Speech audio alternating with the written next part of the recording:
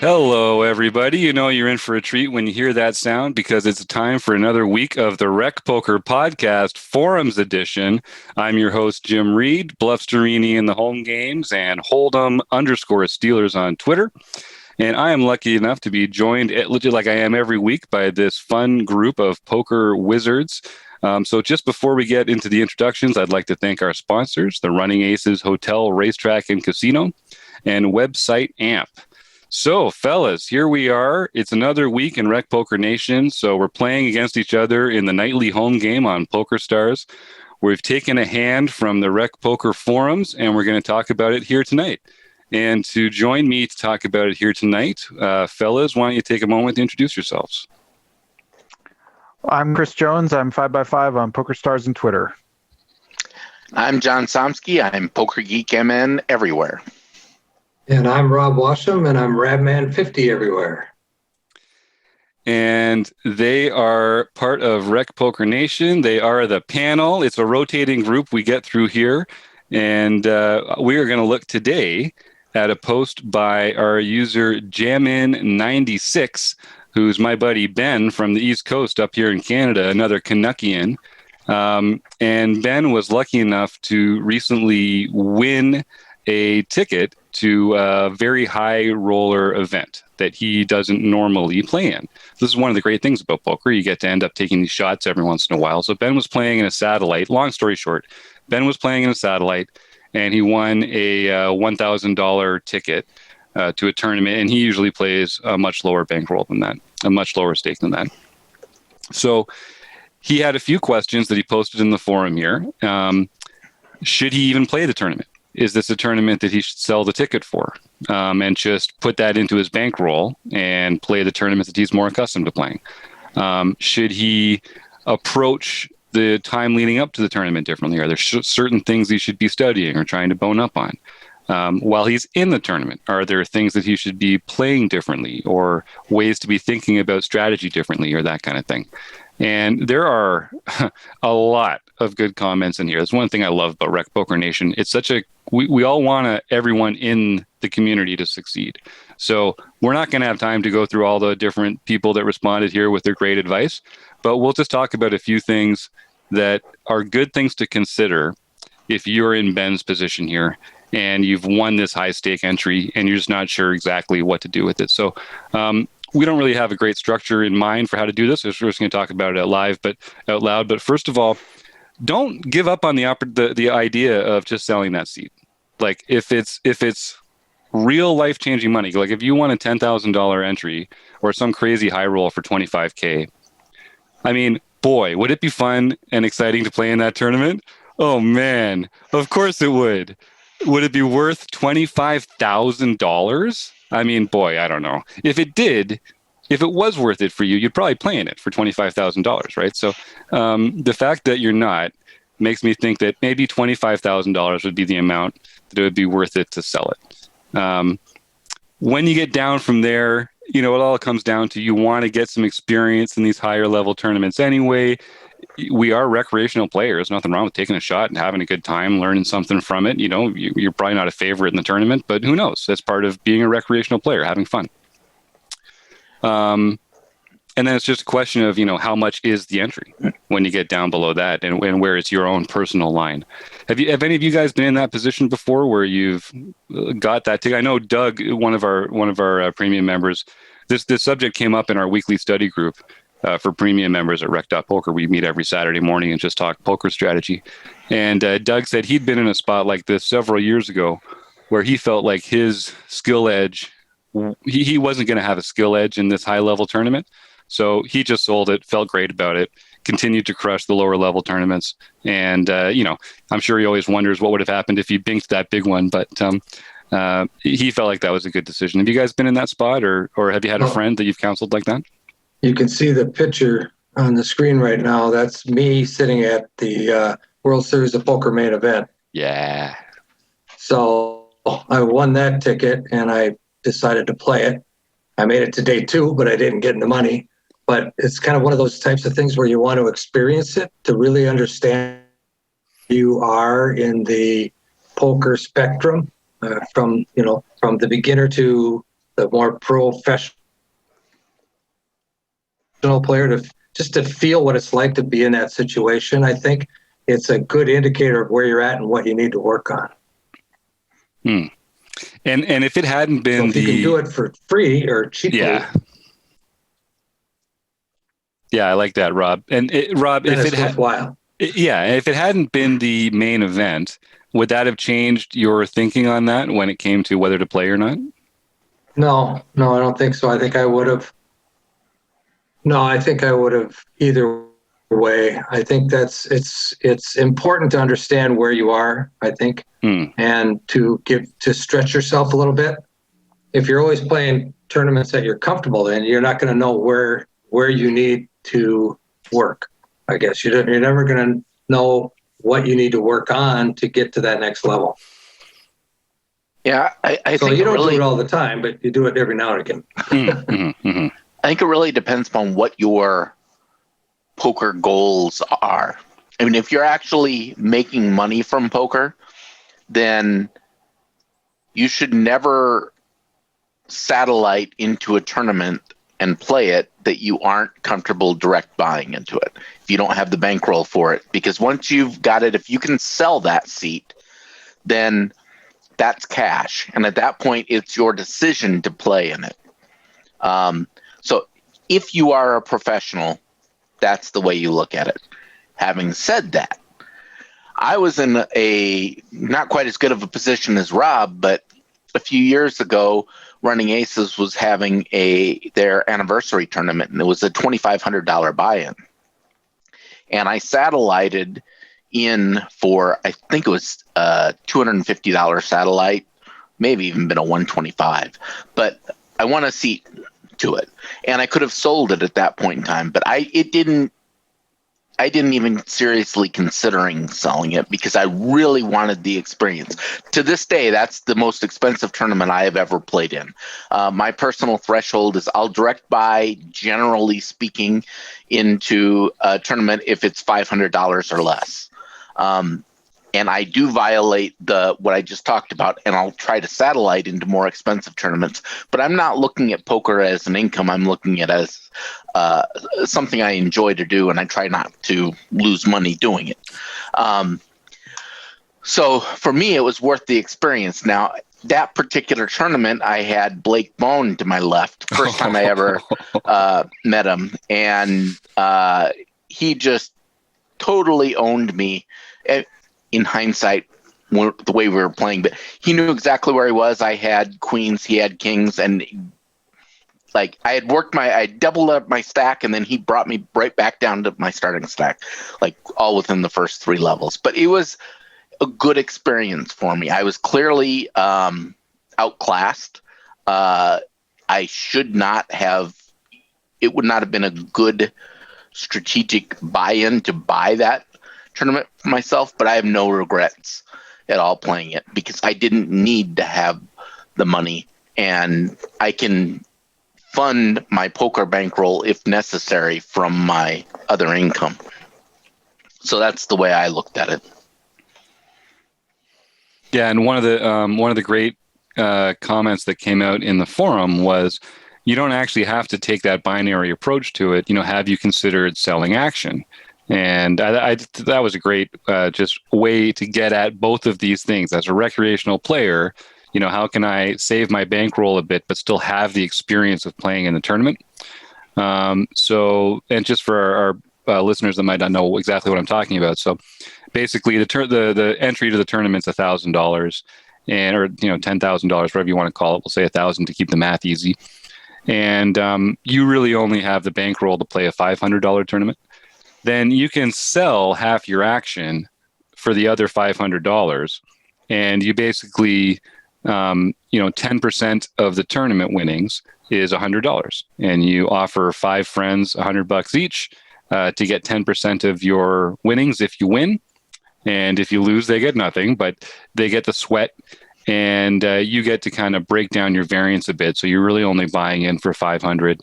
Now you have to give up half your winnings.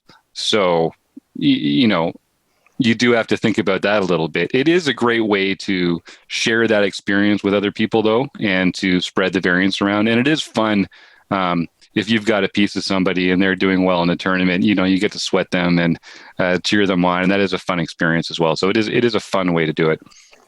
And I don't know if Ben won't be able to, by the time this comes out, I think it'll be too late for Ben to take any advice out of it. But if you're in this spot in the future, that is something to think about. It's a good idea.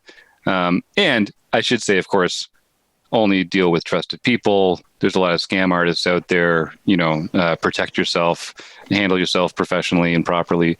But you know, working with people you trust, people in your friendship pool that you look up to, or like I say, just friends and family and loved ones that want to help support this dream of yours, could be a nice way to offset some of that cost.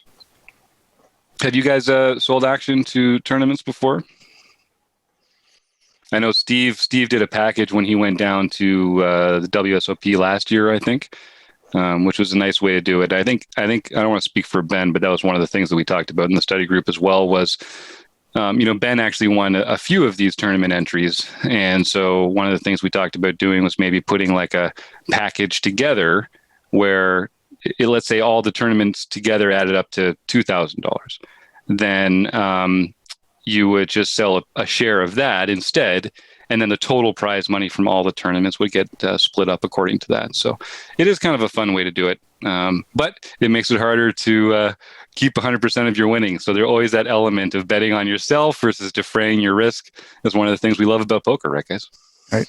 Yeah, well, and with the tournament poker in particular, even if you are a winning player, it's really hard to realize your edge, to play enough in live poker games to actually realize the edge you have over the field. So that's where you'll see lots of poker pros even. They'll swap pieces of each other because that brings down the variance, and then they can afford to play more. Yeah, and I know there is sort of a gray area when it comes to swapping and owning pieces of each other. If you end up in positions where you're playing against each other, there's this opportunity for collusion that wouldn't necessarily exist otherwise. And I think you know, the poker world is doing a pretty good job of just coming up with ways to handle that. And I think as long as people are disclosing at the table that they're switching action with people or something like that, I don't see any problem with with it. Mm-hmm. And swapping is a fun way. And just we're all friends, right? Like, we're all in this together. So there is something fun about being able to cheer on your buddy and having some skin in the game too, right? So one thing that if he is going to play, and we'll just keep using Ben as an example here, what are a few things that he should be thinking about in advance of it? And I think some of the basic stuff is basic for a reason, but it's just really good. Sleep properly, for God's sake. Like, you know when the tournament's going to be. Plan out, just plan out the couple days before then so that you're not too stressed out. You're able to get a reasonable amount of sleep for a couple nights in a row. Plan to have some good food available and to, like, you know, do whatever routine you got to do to get yourself comfy so that when you wake up that day, you can be focused, you can endure the trials of the day. You know, these big tournaments are likely going to be multi-day affairs anyway. So you just don't want to go into them already tired, already unfocused. Do yourself a favor and take that time to prepare. Well, and if you have time, your schedule permits, go in a day or two early. And, you know, if it's somewhere whenever someone goes to play at the World Series of Poker for the first time, I always recommend they go in the day before their event, go to the room, walk the halls, see all of the famous poker players that they know, and get through the awe of just seeing 20,000 people playing poker in all of the rooms there, so that you can actually focus on your play when the time comes.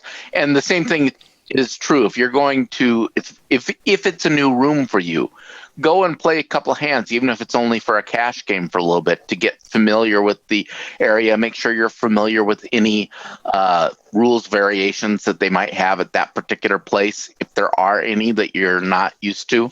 So coming in and just feeling comfortable is a good way to do that. And you can do that by, play one of their daily cheap tournaments the day before, or play a little cash, whatever it is, walk the halls, figure out where the restrooms are. But make sure that you make yourself as comfortable as you can for an event that's a little bigger than you're used to. I think that applies even if you're playing online too. Don't let that be the first time you've played on that site. All the different site softwares have different weird buttons, and, the menus are in weird spots and stuff like that. Familiarize yourself with it, and all the other stuff too. Eating properly, sleeping right, having your workstation set up the way you want it so that you can be comfortable. We talked about all this stuff in a seminar recently that Chris Jones put together about preparing for big tournaments. And a lot of it just comes down to put yourself in a position where you can make good decisions, right? I mean, that's all poker is. Range people well, pay attention to the right things, and give yourself every opportunity to succeed. Yeah, and I think the other thing is, like, just on the felt,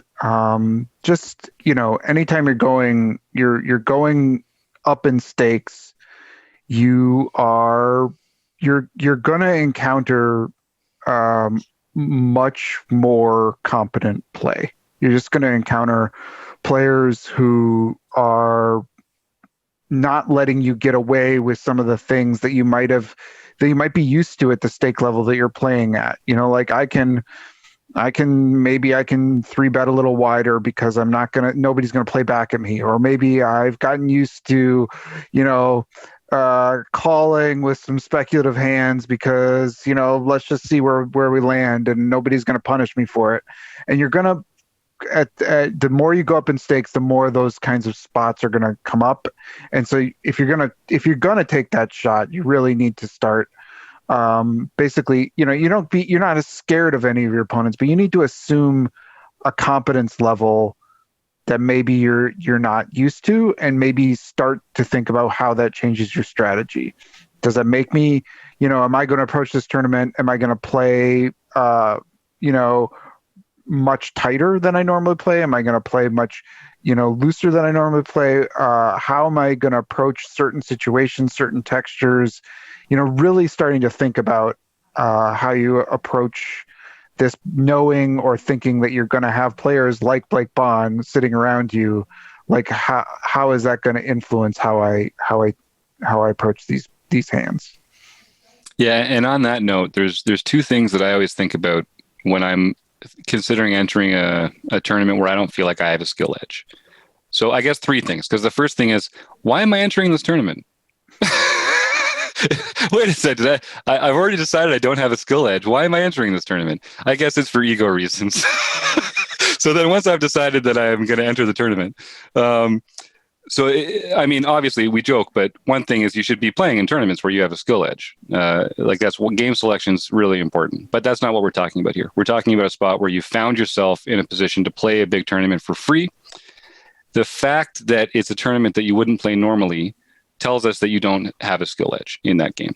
So the question is now, how do I negate the skill edge of the field relative to my play? So there's two ways to do that. The first, and someone mentions here in the forum post as well, the deeper these tournaments get, the more expensive the entry gets. Typically, the deeper the tournaments get and the better the structure. So you're going to start with more chips, and you're going to have more chips for longer. So that means two things. One, big stacks are the skilled player's friend. All right, they're not your friend. If you feel like you're giving up a skill edge, having a big stack doesn't really help you. It's the other players that are going to use the bottom of your stack better than you are. You're going to be using those first 50 big blinds just as well as they are, but you're going to be making more mistakes 200 big blinds deep than they are. So someone in our study group, Kim at PetVet, one of our technicians here at Rec.Poker, said one good way to think about that is you might consider late regging to this tournament because you're going to have a shorter stack and you're just not going to be able to make as expensive mistakes. So that's something to think about. There is a trade-off there because usually what happens is the better tournament players last longer than the worst tournament players. So if you late reg, generally what's happened is, more of the worst players have left the tournament by the time you get there. So the opportunity cost for late regging is that you don't have the chance to win pots from players that are making the kind of mistakes in the first few levels, and they're just not going to be around in those later levels. So there's a trade-off there, and I'm not sure there's a cookie cutter right answer for that. It's probably very tournament dependent. It's probably very you dependent, but there's a trade-off there that you might consider. And there's nothing wrong with just registering at the normal time and just playing very tight and, not making not making a mistake, but you're not really going to be playing your best poker if you do that. And you kind of, if you don't, so the second thing about when you feel like you're giving up a skill edge on the field is to embrace volatility. Take on the variance, make the variance your friend, because you want to get lucky in a couple spots, because mostly the people that are better at poker than you are going to be making better poker decisions than you. So if you have a chance to take a flip, we talked about this a couple of weeks ago, I think, in one of the Eric Anderson or Monkey System posts. If you're considering taking a flip, one of the things you should think about is, am I going to get a spot later in this tournament where I can take a better spot because of my skill edge? And if the answer is yes, you should probably pass on that spot, pass on the coin flip, and try and find a better spot later in the tournament. But if the fact is most of the people in the tournament are going to be better than you later, take the flip, man. Embrace that variance and see if you can double up here with ace king versus queens. It's the kind of thing that, you're going to go home half the time, but you're going to be better off taking that 50-50 flip than you are trying to decide whether to call with a bluff catcher on the river out of position with a bunch of people that are just better at poker than you are. So what do you guys think when it comes to the trade-offs of late registering to preserve like stack height versus not playing against the worst players in the tournament?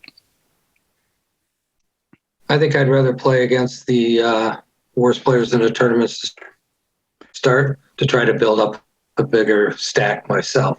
So would avoid the tough spots, right? Yeah. And I think the other thing to consider is if we're doing this, one of the reasons that we're talking about doing this is sort of like the experience and taking a shot and let's go and let's try it and let's learn and let's whatever. Now, if we show up 4 hours late into the 4-hour reg window, I never think that players should think about that longevity or stay. Like, you got to be willing to go out on the first hand if that's what the cards dictate to you.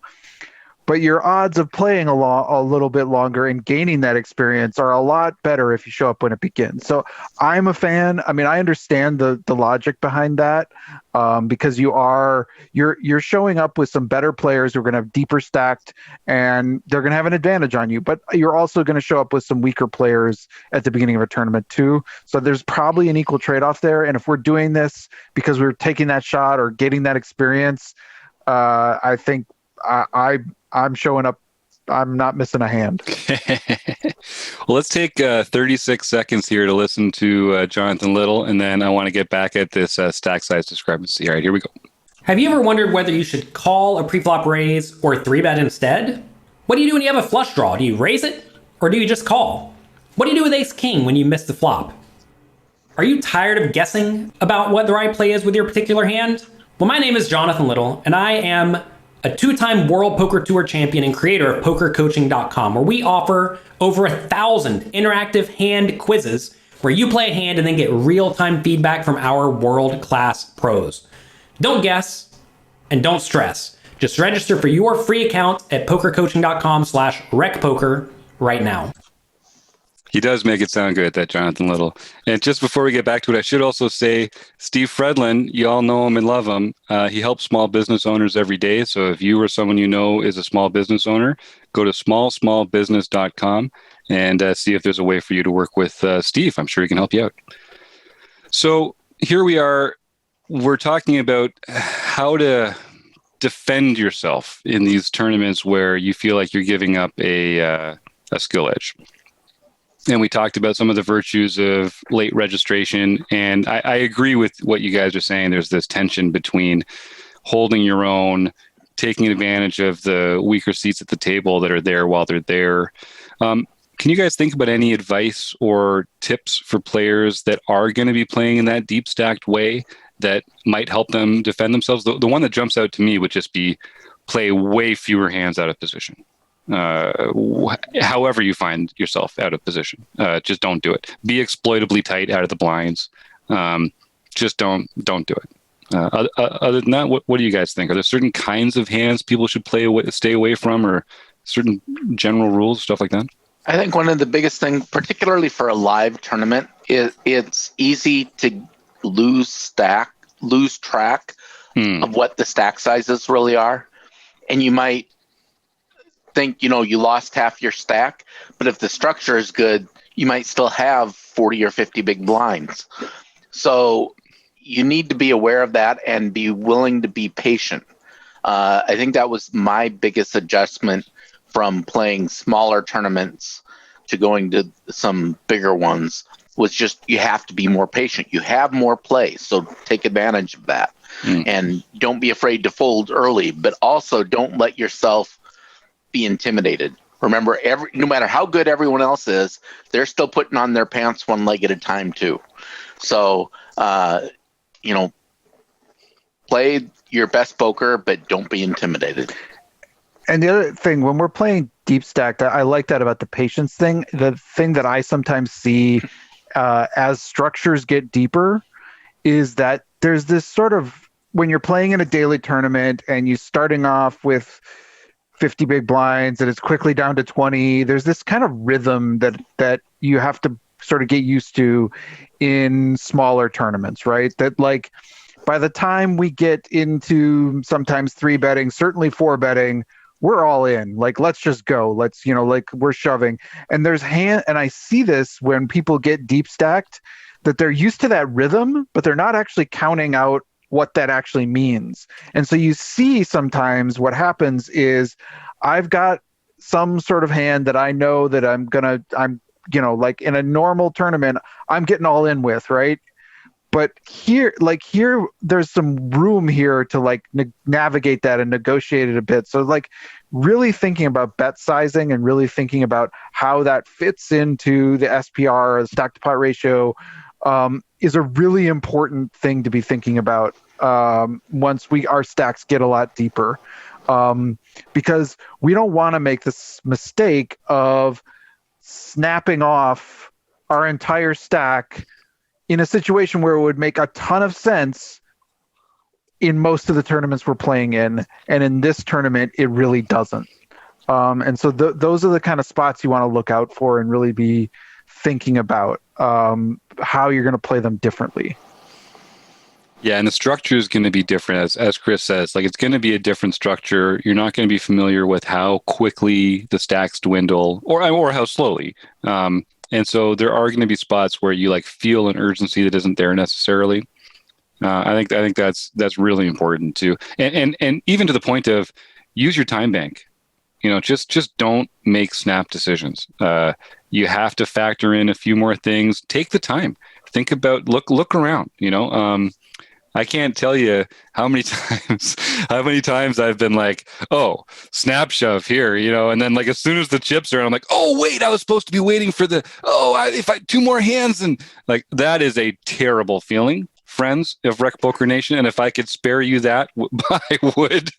So there's no urgency in the same way, especially at these deeper stacks. Typically, is the way it goes. Yeah, and I think the most important advice I could give anyone in this situation is just be sure to enjoy it. I mean, you've already decided that you're not taking this playing this tournament because you think it is good for your bankroll. So make sure you're getting your value out of it. And that doesn't mean you have to win it, but it means you should enjoy the time that you're playing, enjoy the experience. Don't be so intimidated that you can't. Yeah, it's so true. I mean, that's what we're here for, right? And I think that's part of what you should be doing there, is having the life experience and enjoying it, and making it part of what makes you a better poker player in the future too, right? Yep. And one last thing about that, because I think the first time I played in a tournament that was like a bigger stake than I was used to, and I was, I probably shouldn't have been in it. Like I satellited in. I was in the same situation. Like I satellited in to the MSPT. I said, I'm doing this. Let's go. But I think I had some of the strategic framework where I felt like I was not a favorite in there, but I felt comfortable. I felt like my strategic game was fine, but I was intimidated, and it affected the way that I played, to the point. And part of what it affected me was I cared, I cared what the other people at that table thought of me. Like I wanted to not sort of make these giant mistakes, and it ended up sort of making my game I took less chances. I became more passive. I was like, I'm just not going to make this mistake. I don't want anyone to be whispering under their breath, oh, look at this donkey. What's and it really did affect the way I played. And so I just think part of that enjoying it is play your game too. Don't let the stakes and the thing that you're trying to take this chance make you sort of nervous about what other people are thinking of you, because that's what's going to lead them thinking you aren't playing that well in the first place. And I mean, you said it perfectly, right? And you end up making the kind of adjustments that you shouldn't be making to your game. Especially in these situations where we talked about, where you feel like you're giving up a skill edge against the field. The last thing you should be doing is playing straightforward, like passive, wait until I hit it poker, because they're going to be better at knowing your play than you are knowing theirs, so they're going to be able to sniff you out on that. But that second point that we talked about earlier, you're not increasing the volatility, increasing the variance in your game.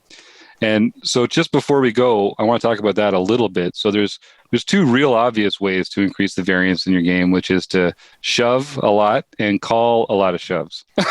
So I don't necessarily advocate for that my playing style does seem to mimic that from time to time, but can you guys think about some other ways? I mean, you could go a step a little bit before that and maybe 3-bet more. You could defend more from the blinds. You could, there's other ways to do that besides just getting all your chips in the middle. Well, I can't wait to find. Yeah, so go ahead. So one of the things, the bigger the skill edge you have, the bigger the smaller the stack to pot ratio, or whatever, the bigger the stacks favor the bigger edge. So what you probably want to do is don't do as much small ball as you might normally play. Instead of doing the 2.2x, go ahead and make it 2.7, or maybe even do 3x openings. And that's going to be okay for this tournament, and that will decrease your opponent's edge that they have over you. Yeah, I think that's great advice. Lower the SPR, and then also be thoughtful in that case about the hands that you're putting in your opening range, because you're going to be playing lower SPR pots, so you want to have the kind of hands that are going to perform well in those spots. And Chris made an excellent point here as well about other ways to inject aggression or volatility into the game. Don't always have to involve putting your very last chip in the middle. And so 3-betting is just a great way to do that. Now, this is going to be a group typically that's very familiar with 3-betting. So, we're not saying get it a line, but we're saying when you have the choice between, and we're not saying take negative EV decisions either. Don't ever take a negative EV play. But if you can take a spot that's kind of tied between a passive and an aggressive action, you're more inclined to take that aggressive action when you don't feel like you have a skill edge to preserve for later in the tournament. So that's all really good stuff. What other tips would we give to Ben or someone like him who's getting ready to take this shot? So consider whether you should play or not. Consider if you want to defray the cost by selling some action, and find the right people to do that with. I don't know if maybe people haven't heard of markup. It's just a way of capturing other costs associated with. So let's say we'll just talk about this quickly, and then we'll let it go. In the earlier example, there was a tournament for $1,000, and we were charging $100 for 10% of the tournament. If we felt like we had a real high skill edge and that we were more than average likely to win money in the tournament, then we could charge 1.1 or 1.2 markup on our action. And what that means is that instead of $100, it would be $110 or $120 for that same 10%. So if you sold your entire tournament at 1.2, you could sell 100% of the action for a $1,000 tournament for $1,200. And there are professionals out there that just grind the rake essentially on that, and they'll just sell 100% of their action at 1.2. They can live off that $200 per tournament, and all they need to do is, perform well enough that they can still sell action, and they kind of got it made. Other times, people will add markup if there are costs associated with the tournament, like travel or lodging. Or other things like that have to be factored into their buy-in, essentially. But if you're just starting out, just offer 1-to-1 and just tell your friends, this much is 10% is 10%, and get some experience with that. Especially in a tournament where you think you don't have a skill edge, that would not be one I would start selling markup in. Yeah, good point. Yeah. And they actually, there It's hard to sell. There are exchanges set up now. I mean, the world's come a long way. I don't want to advocate for any because I don't know them well enough, but you can sell your action at a loss. You can sell your action at 0.9 because you understand that you're giving up a skill edge, but you still want to have your tournament subsidized. And, there's nothing wrong with that at all. Yeah. If you want to you want to get in this tournament, it's worth paying a little to do it. Sell it at 0.9 and eat a little bit of that rake to get in there, but it won't cost you as much, and it's fun. Mm-hmm. It is fun. I mean, it's fun, isn't it? For God's sake. For sure. All right. Well, thanks everyone for joining me this week. Rob Washam, John Somsky, and Chris Jones. I want to thank Ben for putting the awesome post out there. And of course, Running Aces Hotel, Racetrack, and Casino. Thank you so much. Good night.